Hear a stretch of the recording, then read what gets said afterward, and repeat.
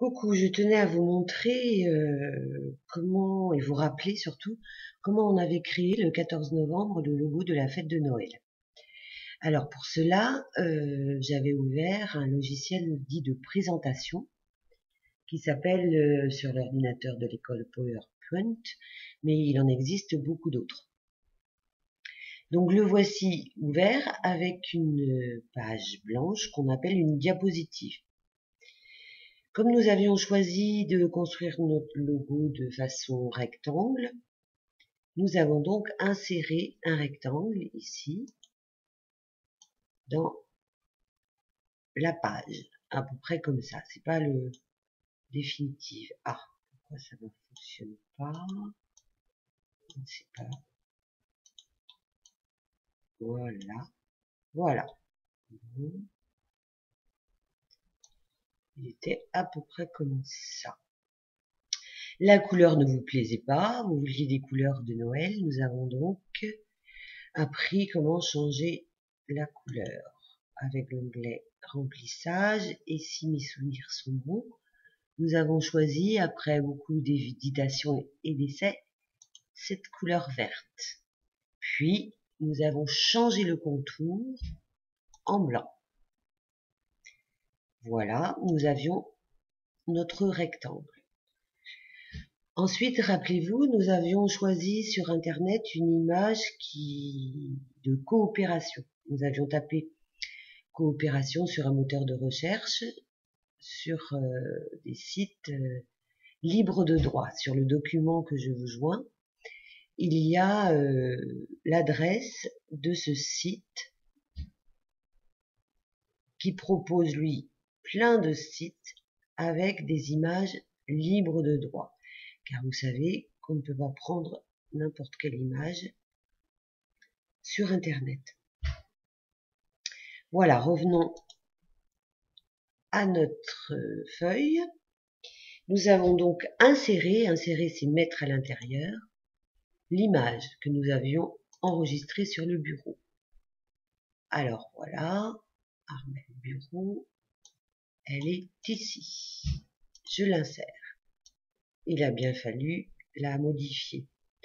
Ici, vous avez différentes petites poignées, celle-ci pour tourner. Je la remets bien droite. Prêt. Ah, ça va pas se mettre droit. Voilà. Non, zut. Voilà. Ici, ça la déforme. Et c'est ici, en bas à droite, ou n'importe quelle poignée des coins du carré, pour la diminuer. Et de ce fait, l'insérer. Quand elle est à l'intérieur, on peut toujours travailler sur notre image. Nous avons choisi de la mettre à gauche du rectangle. Voilà, ensuite nous avons décidé d'écrire Noël, ça rassemble. Pour cela, on a inséré, avec l'onglet Insertion ici, une zone de texte. Voilà. Et nous avons écrit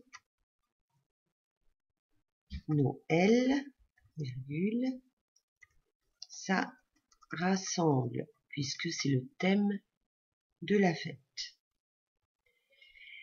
Mais l'écriture et la police ne nous plaisaient pas. Nous avons donc sélectionné notre texte avec le bouton gauche de la souris et choisi une nouvelle police. Certains d'entre vous ne connaissaient pas ce terme. Vous voyez, sur mon ordinateur, j'en ai plein. Donc on a fait des essais et nous avons choisi la police à la main, qui, si elle vous intéresse, est disponible et libre. Noël, ça rassemble avec la police à la main, mais la couleur, vous vouliez du rouge, donc nous avons choisi du rouge. Ici, avec la petite flèche, vous pouvez choisir n'importe quelle couleur.